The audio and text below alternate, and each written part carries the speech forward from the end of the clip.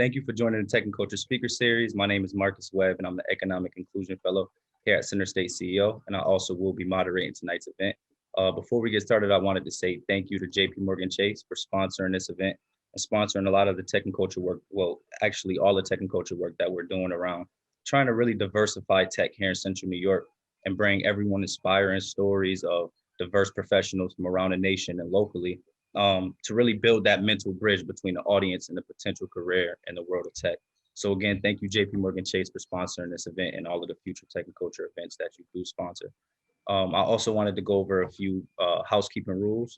All participants should remain muted during the first half of the event. Please do not come off mute until we open up the floor for questions after the speaker presents. This session is currently being recorded and will be made public on the Generation Next social media page, as well as the Center State CEO website. So if you enjoyed the event, you can go back to the same place where you registered to rewatch it, or you can share the link with your friend if you found anything very important or inspiring that you wanted to share. The chat will be open for any comments or questions that you may have during the event. But again, we won't get to those towards the end when we do the Q&A with the audience. And lastly, we will follow up this event with a short survey. So when you get the link, please take the time to, provide us with your feedback. Your feedback will be incorporated in all of the future programming that we, we'll be doing around tech and culture. We want to make sure that everyone's ideas and thoughts are included in this program. So without further ado, I would like to take the time to introduce our amazing speaker, Anthony Frasier, who is the founder and CEO of ADF Creative. And I also wanted to take the time to read you all his bio. So with well over a decade of experience in tech, media, speaking, coaching, inspiring entrepreneurs and students from underserved groups, he has developed a thoroughly different worldview. Anthony shares with the listeners and readers that success isn't something external. It comes from within. You can create your own luck no matter your background or lack of experience. In USA Today, Anthony was described as a translator for his ability to relate and inform communities that are largely excluded. Anthony finds the common threads between lessons he learned in the harsh streets of Newark, New Jersey, to innovative clusters of Silicon Valley. Anthony serves as the entrepreneur in residence of Newark Venture Partners, a fund backed by Audible/Amazon. He helps to attract innovative tech startups to Newark and incubate promising talent locally. Anthony is the author of the critically acclaimed Don't Dumb Down Your Greatness, a young entrepreneur guide to thinking and being great. Frasier's motivational blueprint for young entrepreneurs of color has spread globally. His success include AT&T, BET, Fast Company, TEDx, and Congressional Black Caucus, to name a few. Prior to Silicon Valley, Anthony co-founded the Koalition, one of the first online video game publications for African Americans, and worked passionately as a journalist for 7 years. Frasier also serves on the board of directors for New York Tech Alliance, focusing on making the greater New York City area more inclusive. So as you can see, Anthony is very established, very well known. So before we get started, Anthony, is there anything that you would like to say to the audience? I would say that's a beefy bio. I promise you my days are not as busy as that bio may suggest. So, but yeah, I'm very singular focused today, working on my company, which we'll talk about in a bit. But yeah, just working on my company, being the CEO, being on the other side of the fence now, and just really trying to make an amazing company. So. See, well, we're happy to have you. So just to get started, I know a little bit about you, but just to tell the audience about you, about yourself, what was it like for you growing up in Newark, New Jersey? It was, Newark is like it's pretty much a big city with a small town feel, so even though it's, quote unquote, the largest city in New Jersey, it's very small town vibes. You meet the same, you got neighbors, you got friends, you got local, the people in the local corner store. So it's a very good vibe. And to me, that's what made me who I am, today, being able to have that sense of community. I always loved it. I always wanted that. And so I've yearned to keep building that. And so that's why it's always been a big part of my DNA. See, So what actually made you become an entrepreneur? You know what? What made me become an entrepreneur is so funny. It's actually I became an entrepreneur because someone lied to me. I used to visit this message board, and it used to be this guy who he said, "Yeah, I built this business and I did all these different things," and I was so impressed, and then it turned out he was faking, but the bug already bit me. I was like, man, I'm just gonna go after it. And I remember seeing a real example of success was a guy named CJ Peters. He built a company at the time called Console Kings, which was like a video game company, and they were doing partnerships with Microsoft and PlayStation.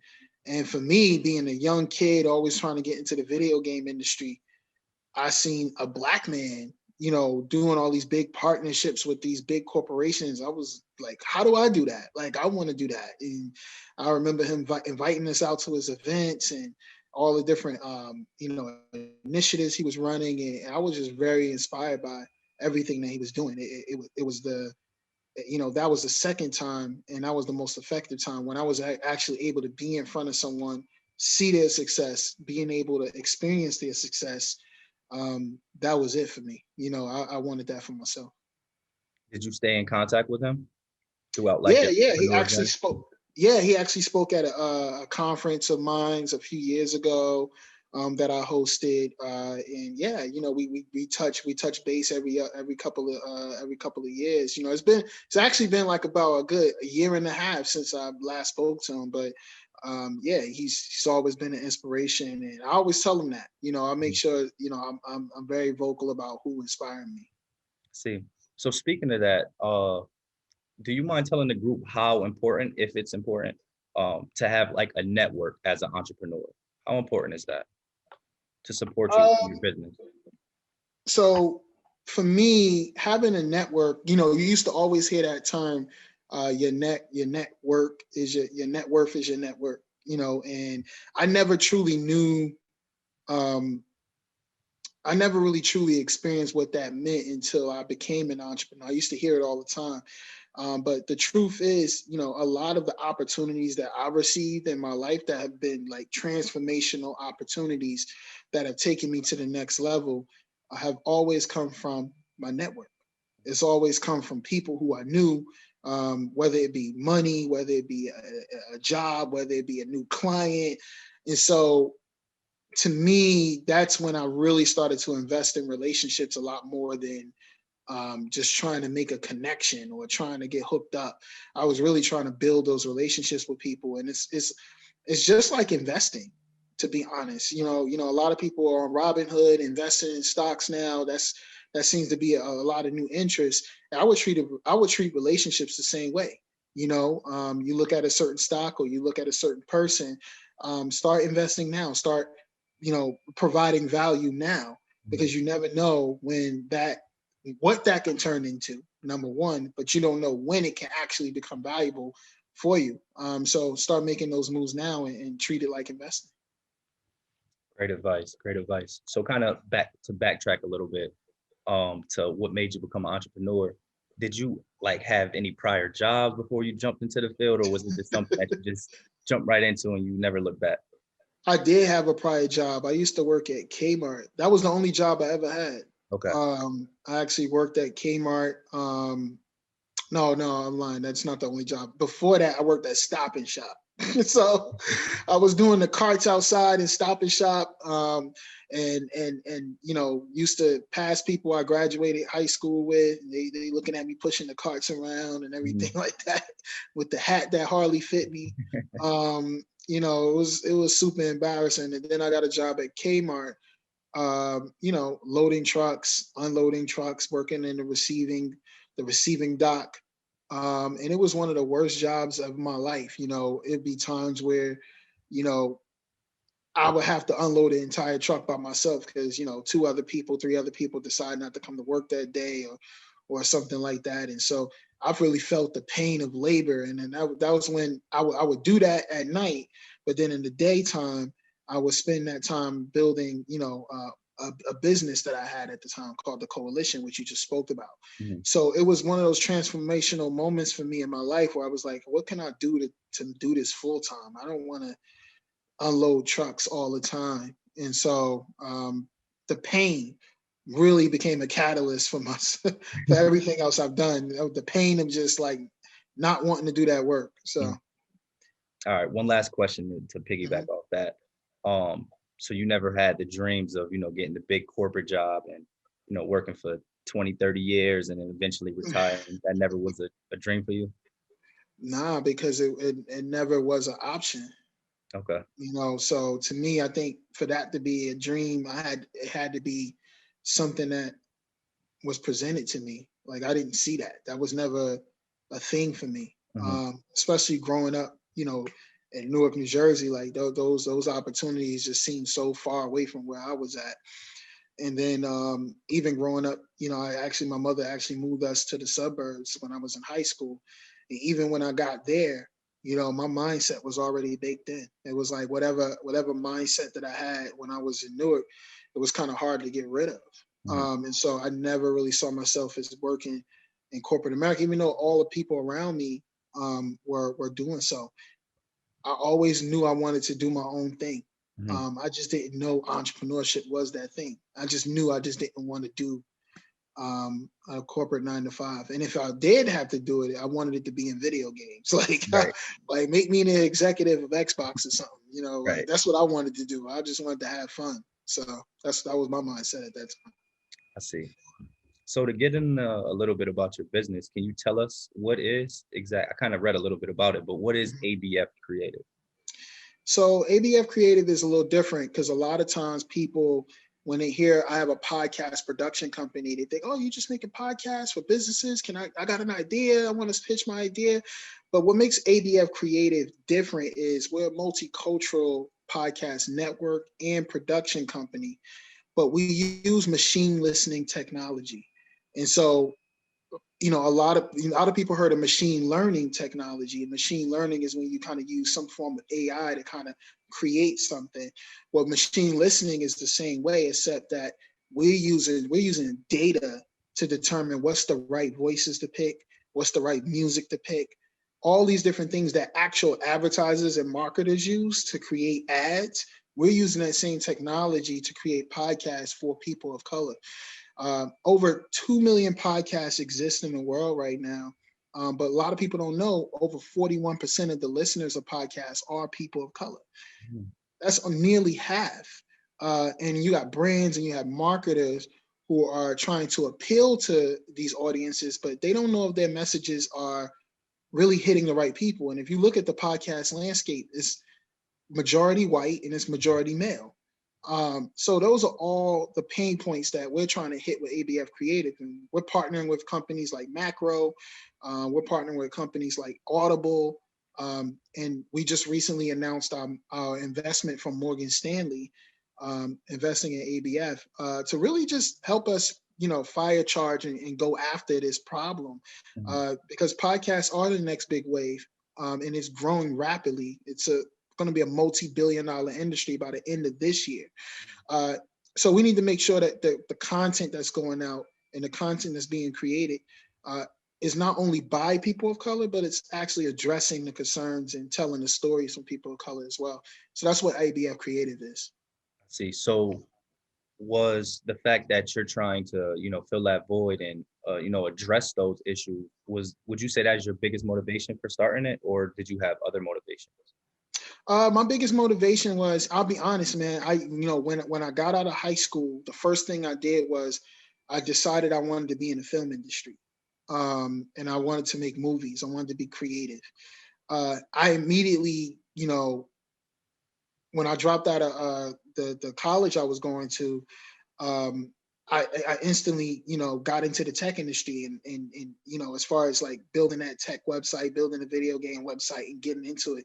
So I didn't really have a chance to get into storytelling like I really wanted to.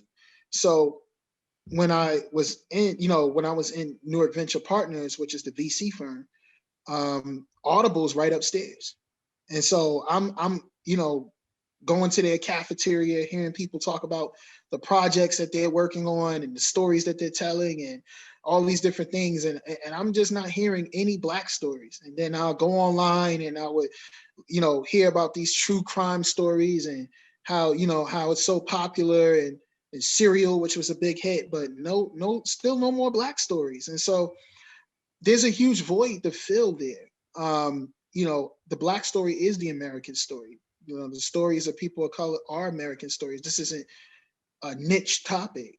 And so, I wanted to build those kind of stories and create those kind of stories and put those out and that was the inspiration behind ABF. So what exactly is your, you kind of explained it already, but what exactly is your relationship with New York Venture Partners? Newark Venture Partners, I was the entrepreneur in residence for Newark Venture Partners for about 3 years. And so, look, the EIR role is different for every venture capital office you go to. So I can't, whatever you hear from me today could be different for any kind of EIR anywhere else. But my role there was I kind of made my role. They were like, hey, look, we know you're from Newark. What do you think you can do here in the city? And so I just kind of made my role and made my own responsibility to make sure that MVP looked at as many Black companies as possible. And we were successful in the sense that, I've gotten a few Black founders funded at the firm. I probably could have been more effective if I wanted to be a VC, but I didn't want to be a VC. My energy was really behind being a founder, being an entrepreneur. And so while I was there, I used the time also for research and development, finding out what that next thing is, getting advice from the investors, getting advice from some of the partners, getting their resources, utilizing MVP's resources to find out what I wanted to do next. Having that time and that grace period to be able to do that was really beneficial and really served as a catalyst for what you see today. See, so just to transition a little bit, just based off what you said, I'm actually taking a course at Whitman about venture capital and stuff like that. And, they throw around the term, bootstrapping and venture capital a lot. What are your takes on bootstrapping? Did you have to go through any of that in the early stages of your business? Yes, I definitely did. Even though Newark Venture Partners is, a VC firm and they were a big part of the beginning, but that beginning didn't start for a while. I had to prove the idea out. I still had to build it. I still had to do everything myself in the beginning to prove out that this was actually a viable business. Bootstrapping in 2021 is a lot different from bootstrapping in 2008. So, there are so many resources. There's so many cheat codes. There's so many websites, so many, things at your disposal now to create professional services and professional products that just weren't available even 2 to 3 years ago. So the term bootstrapping, I think, used to have a negative connotation to it because this meant that you had to just work 10, 12 jobs just to get your business off the ground.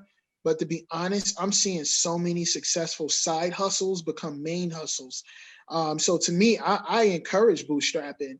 I wish I had those tools at my disposal when I was first starting out, using things like Canva to help with your design, using, freelancers on Upwork, using Fiverr.com to get marketing services for the cheap, launching an online e-commerce store on Shopify, things like that. I've seen $1 million businesses get built from Instagram alone. These are just things that just weren't existing in 2008. So to me, I love bootstrapping, and I think that's the best way to grow a business today. Sure. That's great feedback.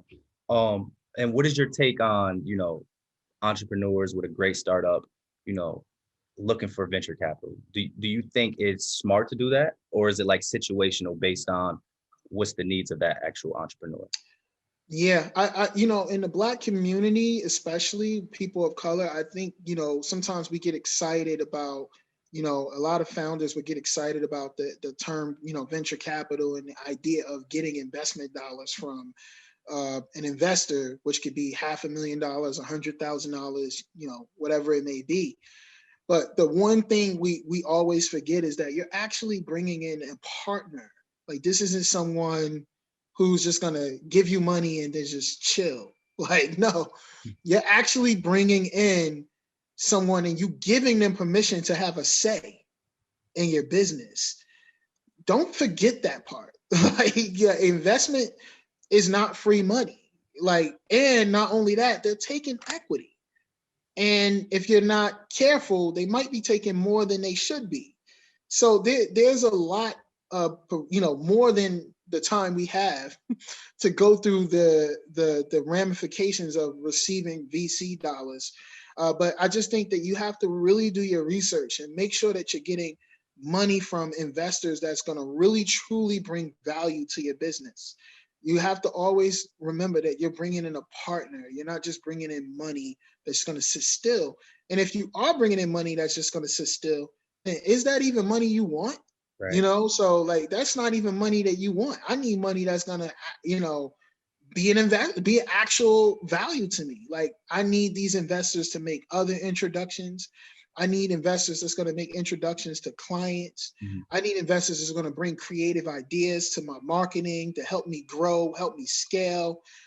There's so much value that investors can bring to the table. You want to bring one to the table that's going to do all those things for you.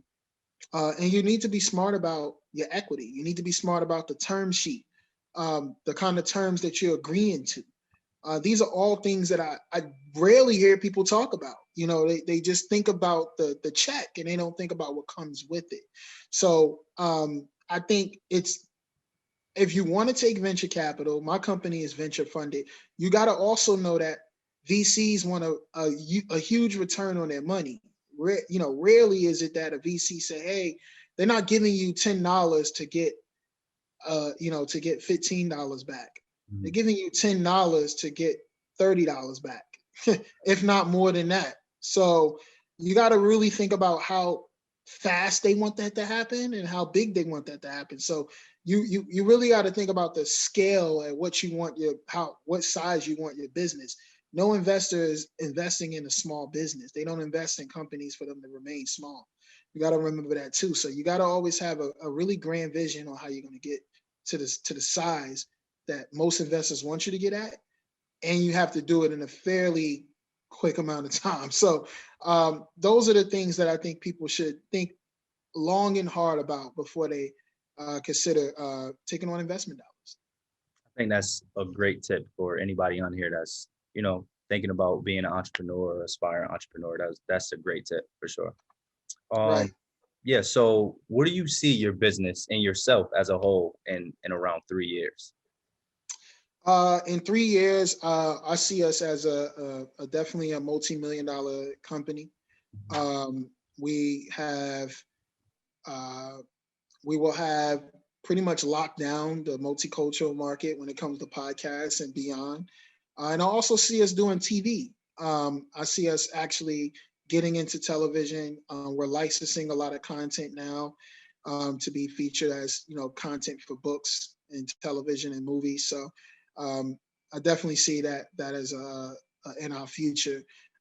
And also being headquartered here in Newark, New Jersey, I have a really big vision on what I want to do here locally and how I want to build a big company here in the city of Newark, New Jersey. So with huge studios for podcast recordings, all kinds of stuff. So like, I don't want to get mushy, but I definitely want it to be a great experience here. Sure. So no thoughts of relocation whatsoever? Co-location, but not relocation. We're not going nowhere. Okay. I see. So when I was reading your bio, I see that you had experience in Silicon Valley. What was that like? Can you tell us a little bit about that? Yeah. I was part of an accelerator in Silicon Valley called NewMe Accelerator, which was founded by a woman named Angela Benton, and she and a partner named Wayne Sutton. And it was my first time. It's like, if you heard of Y Combinator, which is one of the top tech accelerators, New Me Accelerator was like the, pretty much the Black version of that. And you can still see it today. I was on a documentary called CNN Black in America where they filmed it. So you could probably find it on YouTube somewhere, and see me embarrassing myself, pitching at Google, pitching at Facebook, sweating bullets, but I learned a lot. One of the things that Silicon Valley allowed me to be immersed to is just all of the creation, at least at the time. It was so much creation, so much hype, so much energy, creative energy around building something great and building something big. I would walk into a coffee shop, and I would go into a coffee shop every day, and there was this kid there playing World of Warcraft on his computer. He'll bring it there every day. And little did I know, he was somebody who sold a company to sold his video game company to a Chinese company for like $10-20 million. But this is what he liked to do. He liked to come to the coffee shop and play video games on his computer. And just that, you just found that kind of energy where like, and I would ask him a bunch of questions. How'd you do this? How'd you do that? Et cetera, et cetera. And I love that energy. But there was a downside to it too, whereas, people of color didn't really get a fair shake, when it comes to investment dollars, when it came to opportunities and jobs.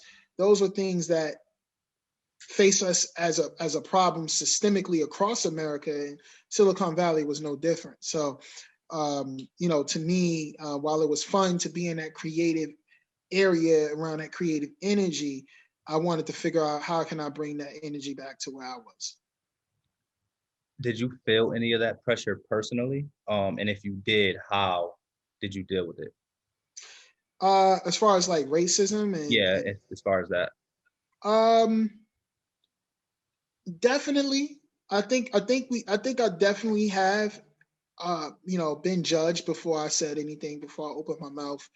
When people look at me, they don't necessarily think, oh, this is a tech entrepreneur, he's building this company or he's doing that. And those aren't the first things that, especially in those days, they took a look at me and thought. And so I definitely felt like I felt a lot of pressure,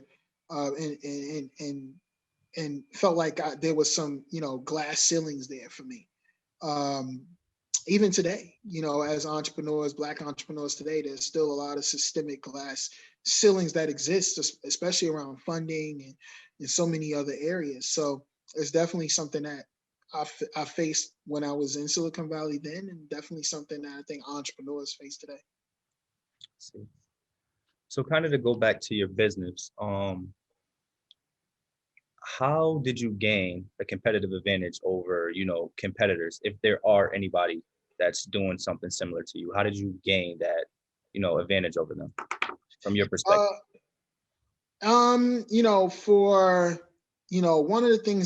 the quotes that I used to always say, is don't reinvent the wheel, put rims on it.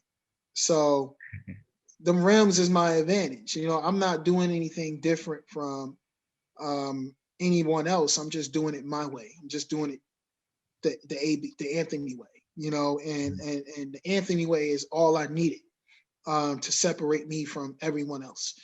And so, for instance, there are a lot of podcast companies that exist, especially companies that are making podcasts for people of color.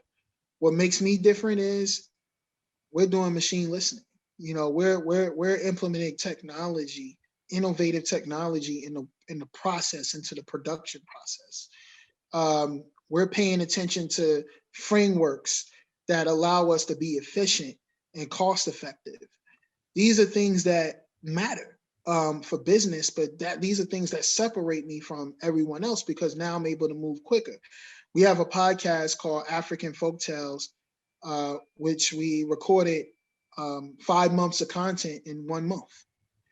We were able to do that because we have a framework that allows us to create at a really rapid speed, but create quality at a rapid speed. So you can go find African Folktales by ADF Creative right now on Apple, and you listen to it and you're like, wow, this quality is amazing. Like so we're perfecting processes, we're perfecting frameworks, and we're also using innovative technology. And that's what's going to make us a lot different from any podcast company that just comes out and makes podcasts. We're not just making podcasts. We're telling stories, and we're using technology to enhance that.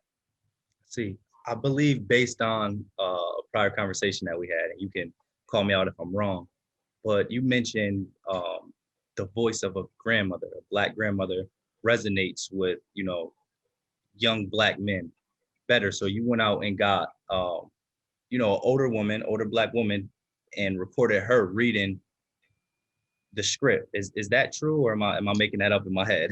No, you're not making that up. So we have we had a limited series we did for Kwanzaa called Kwanzaa Time, which Apple actually featured for the holiday for about a week. They put it on the front page of the Apple app, and the reason why it resonated, we actually used machine listening to determine, who would people listen to tell these kind of stories, and it was an older Black woman, and we went out and found a storyteller from Philadelphia named Oni Lasana, her nickname Auntie Oni, and definitely just worked with her, collaborated with her to do a Kwanzaa podcast, and it became a hit.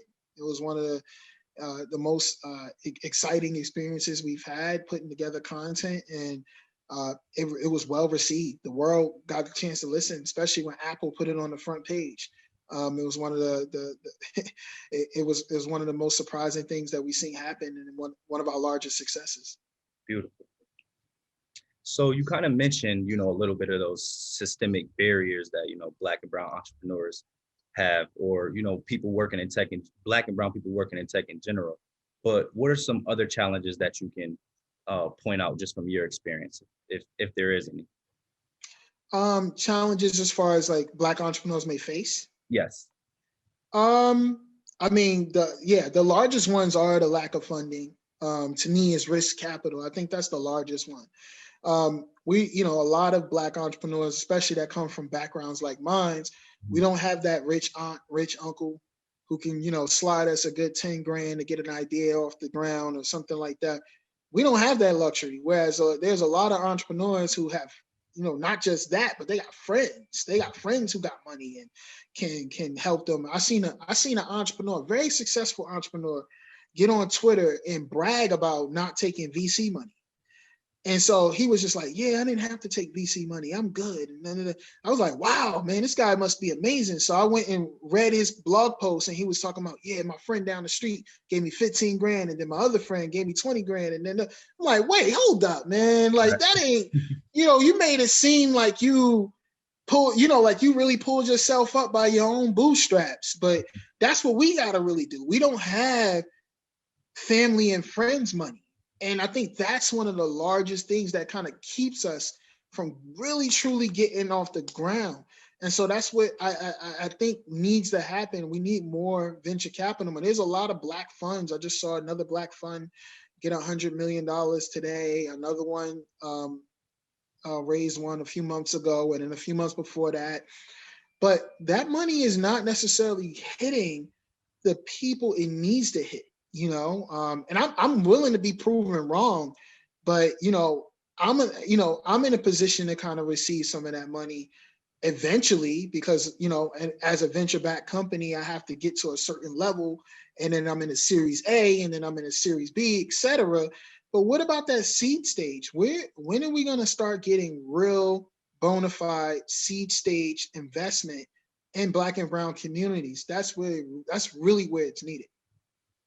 See, it's so great like having this conversation with you, because literally today I just got out of class at 3:30, and we're talking about, friends and families helping with investments. And our professor made us do an activity where we write down 5 people who we can go to for an investment. Right. And as I was writing down the 5 people, I'm like, I can't get money from them right now. But it seems as though everybody else in my class was like, hey, I can go to my friend, I can go to my neighbor, I can go to my mom and dad, So like, that's a real issue when you're trying to, get your business started up. You don't have access to those resources. So that's a great point for sure. That's it. And look, I'm not here to to tell someone not to use their advantages. Mm-hmm. If they have that advantage, and it gave them the a leg up in what they're trying to do, great. but we need ours too. Right. And so that's what I'm here for. I'm here not as someone to say you don't deserve your advantages. I'm just saying that we need to build up ours. For sure. So do you think that diversity, and I'm pretty sure I know the answer already, but do you think diversity is important in tech? Definitely. Not just diversity in investment, but we need diversity also in hiring. A lot of tech companies, they get a lot of, um, I would say, a lot of exits from, Black and brown employees. A lot of people are leaving, and they don't stay at these jobs too long, and it's mainly because of the culture.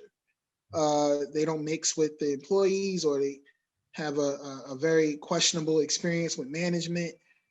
These are very serious things that are still happening today, even at the companies that you think are the most progressive. You know what I mean?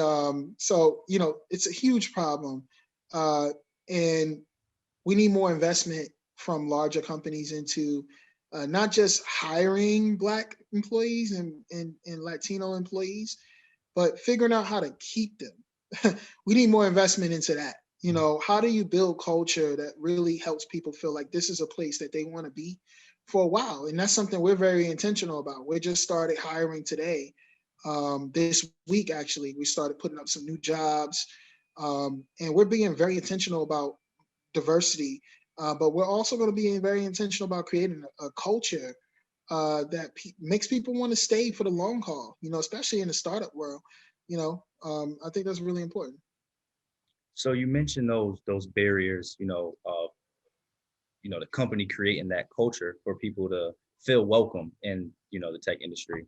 But what about the people who, aren't really okay, let me reframe my question. Mhm. You know, Anthony, that we're doing a lot of work around trying to get more diverse individuals involved in tech. Right. So from in your opinion, how do you think we can get more people as a whole involved in tech, more Black and brown individuals? Because they may, be on this call listening to you talk, and everything you're saying can be very intimidating. They can think, oh, I can't do this, or, this is not for me. How do we get more of them involved? It's part of your world. Look at how tech is part of your human ecosystem, not even like your city ecosystem. Like, look at the things you do every day. What are the things you enjoy the most? Even in your business, one of the things that I like to talk about for small businesses on Main Street is, how do you create an e-commerce component? This is something I feel like that's really missing from a lot of Main Street businesses, is really, investing in creating online e-commerce functions of their business. That's an easy way to get into quote unquote tech. I think the word tech and tech enabled are two different things. So, I think we should all be tech enabled, meaning using tech to enable us to do more than what we're doing now, to enable us to get more customers, to enable us to get more clients, to enable us to, get a larger reach, to enable us to open up more deal flow, all these different things tech can enable us to do. But you don't necessarily have to be a tech entrepreneur coding, you know, lines of numbers and semicolons and random, chains of characters. That's not necessarily what you have to be concerned about. You need to figure out, how can I use technology to enable and make the world better, not just for myself, but even for my customers if you run in a business. So one last question before we open up the floor. Anthony, what advice would you have for anybody looking to set off in a similar direction as you? Uh, Time. It takes patience. Sometimes you could be doing everything right. And I think that, sometimes when things don't work, a lot of people think that they need to switch gears or do something different. Um, Sometimes it's just timing, and sticking in the fight, and walking through something and not around something.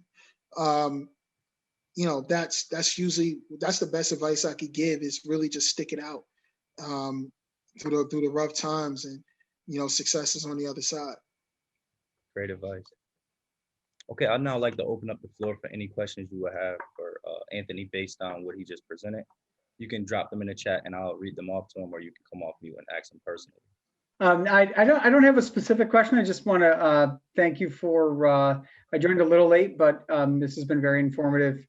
What I've heard so far. I don't have any specific questions, but certainly if there's more that can be learned about, what sort of cultural changes I think in the workplace or in the industry in general that that we can put effort into or awareness into changing. I think is something that we put a lot of some of the easiest stuff to track is going to be numbers of attraction or dollars and things like that. I have a background that involves a lot of cultural work and cultural research. I feel a little more sensitive towards how that could change. Are there any things there that you think could be better paid attention to and better considered when it comes to culture in the workplace?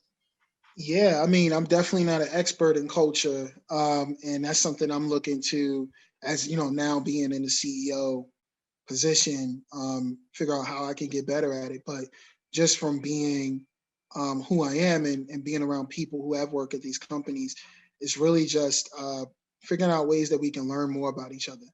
I think creating those environments to learn about the people you work with are usually the best ways to kind of start breaking down some of those barriers. And that could be through activities. It doesn't necessarily have to be, hey, let's all sit down and be awkward. But it could be maybe a game night, where we're learning about each other and getting experiences. Or maybe there's a session, maybe there's more serious sessions where we actually do explore, people's backgrounds and ethnicities. So there's no questions, you could see someone who may come from a certain faith and dress a certain way. And so maybe there's questions, maybe there's an environment where people in the workplace can learn more about that and not necessarily, just kind of think about it or ask little questions that would make that person uncomfortable. Just creating those safe spaces. I hate to use that word, but the safe spaces, it's a real thing. How do we create those? And so that's something I'm definitely still learning. I'm not going to present myself as an expert in that, but I'm learning even as a CEO every day. How do I create those environments? And I think that's really what a lot of large companies miss the boat on, especially when it comes to their Black and brown employees. That's the reason why they're leaving so much, because they feel like there's just, not a connection there. Thank you, Jerry. Great question. Great answer, Anthony. Yeah. Leticia, for the sake of time, I see you dropped in the chat. What is the biggest challenge facing Black and brown businesses? I believe Anthony kind of talked about that a little bit. So I'll jump to your next question. How does machine work? How does machine listening work? Where or how is the data collected? Yeah, so machine listening is really just the way we use it is we're able to take an audio and really run it through an AI, an audience AI. So it's almost like an audience that was built using technology, right? Using all the algorithms of what that audience will respond to typically. And so we'll run an audio through it and get a code back that allow us to kind of determine if this would positively respond to this audience or if it would negatively respond to its audience. It gets smarter each time. And that's the way, AI machine listening works, is the more you learn about this audience, the more data could be put in this audience, the better. We first learned about this technology from a company called Veritonic, which is actually co-located here in Newark, New Jersey. And so they work with a lot of brands like Subway and McDonald's and all different, pretty much all your favorite brands. And this is what a lot of the brands are using to figure out, hey, will markets like this Subway commercial if we played this beat, if we played this music, if we played this guitar, or if we use this voiceover? And so marketers have been using this technology for years. And so, yeah, we're really, we're very fortunate to have access to it. to be able to make content with it, actual content that tells, stories that matter. So we're excited about it. It's a simple way that it works, but it's just that it's not widely accessible yet. Unique and super interesting. Sure. We have a question from Taylor. How do you go about networking in an environment you are not familiar or comfortable with? That's a good question, Taylor. When you say environment, if I'm in a place physically, I usually try to, I'm awkward. I'm gonna tell you that right now. I'm an introvert. I usually just try to find another quiet person and work my way through the room that way and build up. But when you say environment, I'm gonna switch that out and say industry, because what I like to do is I like to interview people. Funny enough, I'm doing podcasts now, but podcasts were literally my cheat code to gaining authority or gaining a network in any particular industry. You don't have to have, I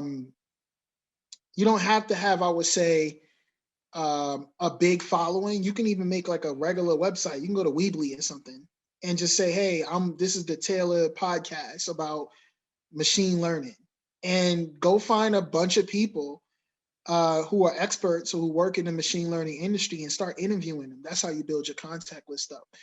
One thing I've learned in my career as an entrepreneur is people love to be put on a pedestal. People love their ego stroke. People love that. And so an interview is the best way to just say, hey, look, I want to put you on a pedestal. And I want to give you exposure and talk about your great, everything that you're bringing to this industry. It's very hard to hit somebody up and say, hey, can you mentor me? The answer will 99% of the time either be go unanswered and just hit with a straight no. But if you ask that same person, can I interview you? Now they feel like, well, you're bringing me value. You're doing something for me. So their guard goes down a little bit. So I would say use interviews, as a way to kind of get some authority in a particular industry. Great question, Taylor. Great answer, Anthony. We have a question from Glenn. Here's a classic question. What business regrets do you have? If you could do something over again, what would it be? Good question. I wouldn't do anything over again. I know that's a cliche answer too, but it took me a while to get that way, to get to that answer. There was always times where you think you could have did something better.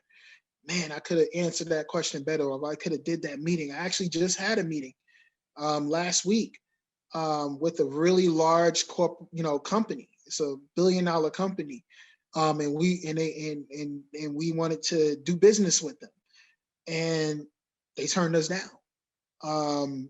And one of the reasons why they turned us down, I was just like, man, I wish I would have, because I thought about it before I did that thing. I was like, man, if I would have did this thing, I would have, won it, or did that thing. But I felt really good anyway, because we lost out to another multi-million-dollar company. So for a startup to be that competitive, I still took that as a strike. But at the same time, we were just like, man, and I felt that way. But I learned a lot. I looked at it, I was like, wait, but I just learned something. So just now today, I had another meeting where that same thing that I messed up on from that previous one, I learned from that, took that same learning to this meeting, and this one became successful.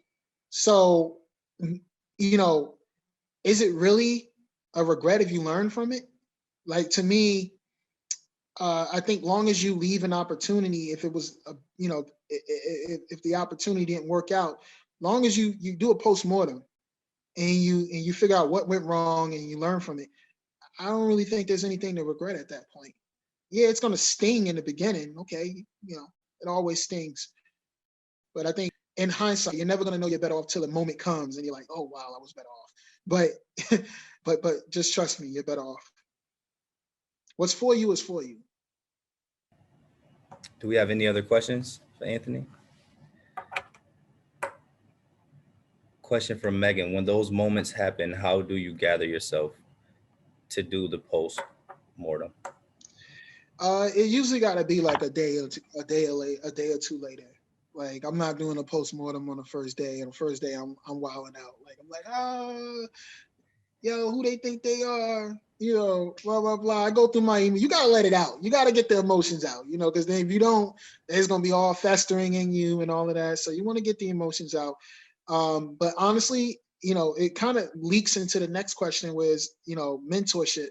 Really, when you have people around you who can guide you in the right way, in the right, you know, in the right direction, that's usually really helpful. And so for me, when moments like that happen, I do lean on a lot of the mentors that I've been able, you know, fortunate enough to get, you know, and yeah, that's a big part of I would say my growth is really just surrounding myself with people who can help me in those times like that, who have experienced things like that before. And if you don't have that, to me, I think YouTube and books are not that, those are not bad alternatives.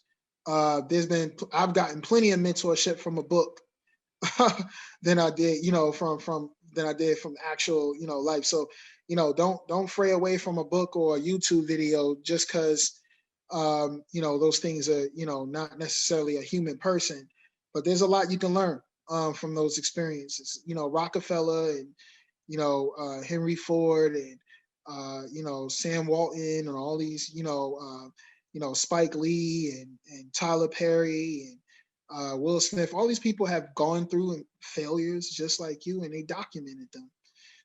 So, you know, go back to that wisdom that they put out at those times. We have another question from Leticia. What are some additional collaborations you are looking to make? What is the sign of collaboration versus going solo? Collaborations, we're looking to for my business. So I can't, that question really just depends on your industry and your business. But for me, being in the business that I am, collaborations help us to get exposed to a larger audience. So, you know, we can do vertically integrated podcasts where we put out something by ourselves and we own the whole process from idea all the way down to distribution. Or we could do a partnership where, you know, I might produce it and write it, but Audible would handle the distribution part, which would give us access to a larger, you know, audience. Audible has millions upon millions of active listeners a day. So obviously, you know, that exposes us to a larger audience. So you just got to weigh your pros and your cons for each relationship, is for each business. I feel like that question that's a whole nother session for the most part. But you know, but yeah, weighing your pros and your cons for what partnerships you want to go for is really important, and that really just depends on your industry. But for me, it's really about exposure and the amount of people who can listen. Well, thank you to everyone. I appreciate everybody, you know, with the questions and listening to me talk and ramble for a good hour, you know. So hope I made your Wednesday a good one, you know, your Wednesday evening a good one. So yeah, I enjoyed the interview. So thank you everyone for coming to the Tech and Culture Speaker Series. If you're looking for additional resources or events like this, you can visit the Center State CEO page, the same place you register for this event. If you're looking to engage with us further on social media, you can follow us at Center State CEO or on the Generation Next social media pages, Facebook and Instagram. And also, if you have any questions about how you can get involved with tech and culture as a whole, you can reach out to us at generationnext@centerstateceo.com. Anthony, do you have any last things you wanted to say other than what you just said? Yeah, I mean, you can follow me on, you can follow ADF Creative on Instagram and Twitter. So it's AB, the letter A, the letter B, the letter F, Creative on Instagram and Twitter, and keep up with some of the shows that we have. We just did Real Sports Heroes. We just dropped the episode with Donovan McNabb, which is really interesting. So go check that out. And yeah, and then Anthony Frasier is my social on Instagram and Twitter as well. So if you want to follow me, I might pop up every once in a while talking about something random and something interesting. So definitely follow me too. Thank you, Anthony. It's been truly amazing. We appreciate you coming and spending time with us. Thank you, man. Appreciate this time, and I admire all the work that you guys are doing at the organization. Truly groundbreaking. Appreciate it. Have a good one, everyone.